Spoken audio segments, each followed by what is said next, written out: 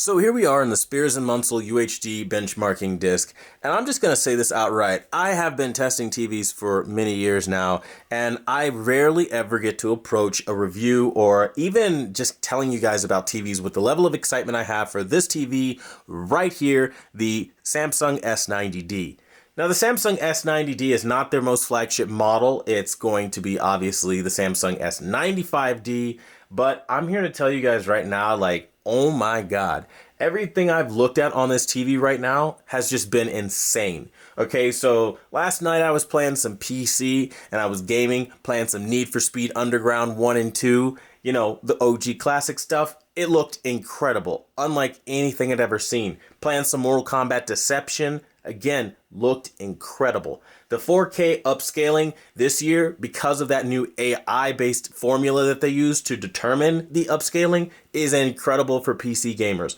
I'm just going to say that first and foremost, this is probably like my number one pick right now in 2024 for a PC gaming TV, period. It's phenomenal.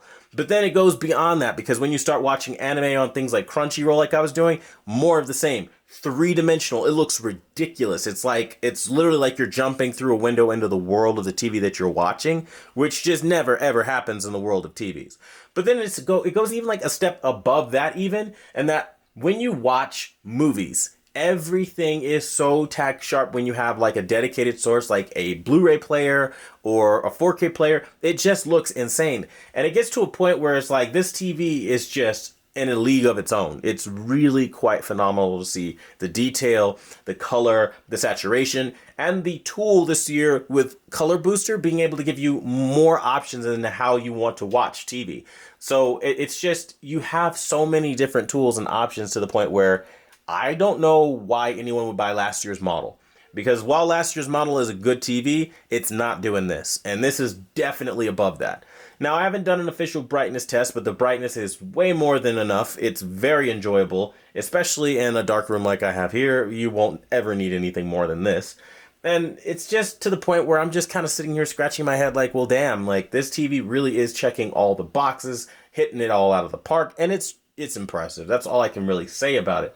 Now, obviously, there are more tests to come, more things to do, but I mean, like, if you were on the fence and you were like, which one do I buy, the S95D or the S90D, just buy the S90D. Because for the amount of money extra that they want for the S95D, yes, sure, it probably gets brighter, and it probably has a little better color, but I mean, honestly, we're splitting hairs here when this is this damn good. That's kind of like what I would say for a lot of people, too. Especially given, again, price does matter for most of us. It just, for me, didn't seem worth it to make the jump to an S95D when they have that matte finish screen. And like I said in my prior videos, I am not a fan of matte finish screens. I think they are cheap. You can find them on the most budget buyer TVs.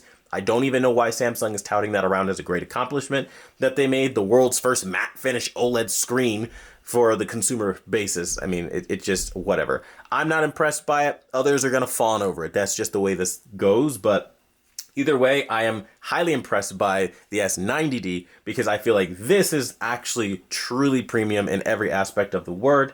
But again, I just wanted to let you guys know that. I know a lot of you guys were kind of waiting for a review. This is not the final review, but this is just kind of like a preliminary, like, hey, and if you can't wait for the full review, like, buy it. Like, that's the short answer without giving you all the technical things behind it and all the examples. Like, this is just like a raw take. Buy it. It's a damn good TV, and I haven't seen one from Samsung hit this hard in a very, very, very long time. I mean, yeah, sure, there was the S95B, but then, of course, they screwed it up with the firmware updates and all that crap, which that can totally still happen to this TV, don't get me wrong. But at the end of the day, I have to call it how it is after the first firmware, which I did. The first firmware update already happened, and it's still a phenomenal TV. And I mean, to be expected since this thing just launched, right? But, guys, I mean, really, like, the thing that really captivated me the most was seeing, like, my OG GameCube games, like, you know, WWE Day of Reckoning and, you know, the Need for Speed games, like I'm mentioning, the Mortal Kombat Deceptions and stuff like that. You know, just seeing, you know, the Extreme Racer on GameCube, like, seeing stuff like that like you've never seen it. It looks like a 4K game, like, and it's not in 4K. And that's the thing that really like just knocked me back. And I was like, holy crap, like this is incredible. Now, granted, I'm gaming on PC using anisotropic filtering times 16, but on no other TV did it ever look as sharp and as clear and as pure is the word I would use, like a very clean source as it does on this TV. And that's the thing that really like I cannot go on and on and on enough about. It's got that like clean source purity that we all hunt for as AV purists, AV enthusiasts, wherever side of the aisle you fall on. This is that guy. And it's a phenomenal television that is going to collect a lot of names. So just be ready for that, because this thing is a champion. And I guarantee you in 2023 or 2024 rather, this is going to be a very hard TV to beat. But that being said, I want to thank you guys so much for watching the #1 brand in honesty. And until the next video, I'll see you guys later.